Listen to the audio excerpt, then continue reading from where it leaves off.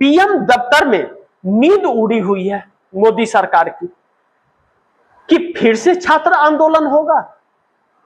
इस ऐलान के बाद पूरे पीएमओ के अंदर हलचल तेज हो गई और वह हलचल सांसें अटकाने वाली है, क्योंकि अभी 20 जुलाई को जो बच्चे छात्र आंदोलित थे वह संसद की गेट तक पहुंच गए।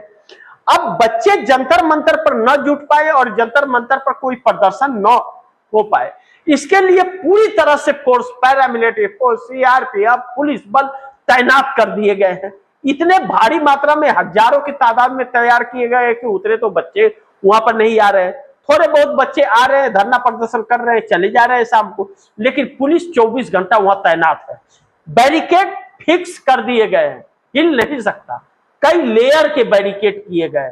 इतना डर इस सरकार को इसी देश के नागरिकों से है और अपने आप को महामानव और विश्वगुरु कहते हैं प्रधानमंत्री। लेकिन अब डर सताने लगा है, नींद उड़ने लगी है। लेकिन छात्र आंदोलन का ऐलान होते ही एनडीए गठबंधन के अंदर भी हलचल तेज हो गई। नीतीश नायडू दोनों कहा जा रहा है कि छोड़ देंगे मोदी सरकार का साथ। अब नीतीश को जिस तरह से मोदी ने बुला करके और नीतीश से बात करने की कोशिश की, नीतीश ने आईना दिखा दिया कि कोई अपराधी है तो आप गोली मार दोगे उसे, या उसे अदालत सजा देगी, आप कौन होते हो अदालत सजा देने वाले। ऐसे में मोदी का साथ नीतीश भी देते हुए नजर नहीं आ रहा है। इसका साफ मतलब है कि नीतीश को पिछले दिनों जिस तरह से तोड़ा गया, पार्टी को तोड़ने की कोशिश की गई और नीतीश कुमार को जिस तरह से सीएम की कुर्सी से मक्खी की तरह निकाल करके फेंक दिया गया और बिहार पर कब्जा कर ली भारतीय जनता पार्टी ने, बिहार के अंदर आंदोलन और भी आक्रामक होता जा रहा है और भारतीय जनता पार्टी के खिलाफ। बांकीपुर सीट पर भारतीय जनता पार्टी वह चुनाव हारती है जो 30 सालों से बांकीपुर सीट भारतीय जनता पार्टी के साथ रहता है। नीतीश कुमार को मौका मिल गया है। पहले यह था कि नीतीश कुमार के कुछ लोग मोदी की भाषा बोलते थे, ललन सिंह, संजय झा जैसे लोग, लेकिन अब मोदी के साथ नहीं बल्कि नीतीश के साथ है। मोदी के लिए यह माइनस पॉइंट है। ऐसे में मोदी की सांस अटक रही है कि नीतीश कुमार अगर 85 विधायक 12 सांसदों के साथ साथ छोड़ते हैं तो नीतीश कुमार तो सरकार गिराने के लिए कारगर साबित हो जाएंगे। लेकिन साथ ही साथ चंद्रबाबू नायडू का भी रुख बदल रहा है।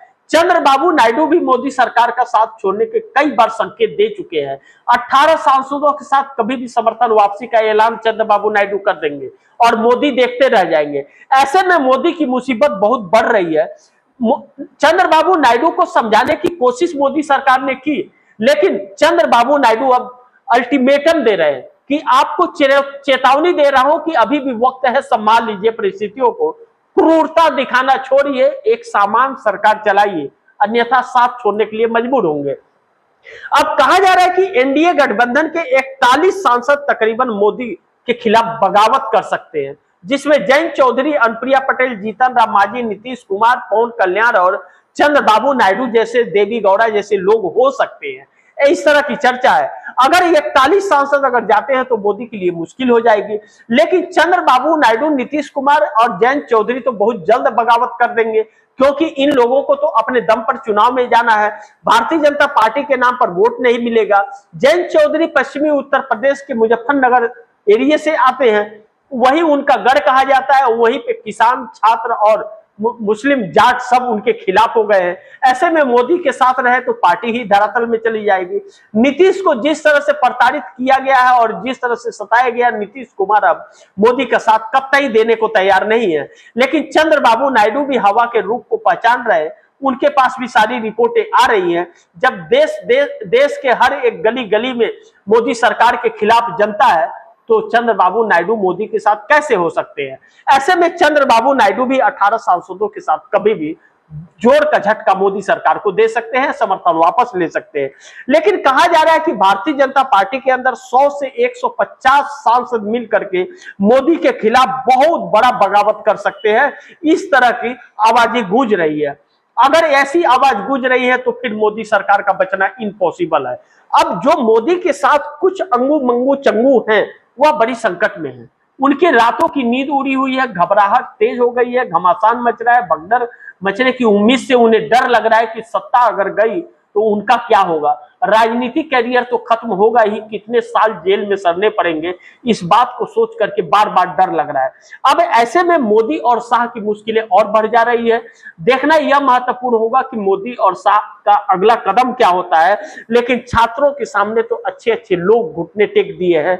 अब इंडिया गठबंधन भी जिस तरह से अलग अलग है और राहुल गांधी अकेले कमान संभाले हैं, अगर समय रहते इंडिया गठबंधन के सभी घटक दल अगर सड़क पर नहीं दिखे तो ऐसा ना हो कि इंदिरा गांधी जैसे अकेले चुनाव लड़ी और 400 पार हो गई, राहुल गांधी को भी वही समय मिल जाए कि 400 के पार अकेले कांग्रेस आ जाए, फिर बड़ी मुश्किलें खड़ी हो जाएंगी। ऐसे में मोदी सरकार की उल्टी गिनती शुरू हो चुकी है। सरकार कब गिरेगी, कब कौन समर्थन वापस ले लेगा, मोदी शाह समझ भी नहीं पाएंगे। वक्त नजाकत है और छात्र आंदोलन का ऐलान कर रहे हैं। बाकी आप दर्शकों की क्या राय है और क्या सुझाव है, कमेंट बॉक्स में जरूर दीजिएगा। इस खबर को ज्यादा से ज्यादा शेयर कीजिएगा, अपने दोस्तों को भी कहिएगा आगे शेयर करें। और आपने टीवीटीएफडी इंडिया को सब्सक्राइब नहीं किया, सब्सक्राइब कर लीजिए। अपने दोस्तों को भी कहिएगा टीवीटीएफडी इंडिया को सब्सक्राइब करें। मिलते हैं अगली खबर के साथ, तब तक के लिए नमस्कार।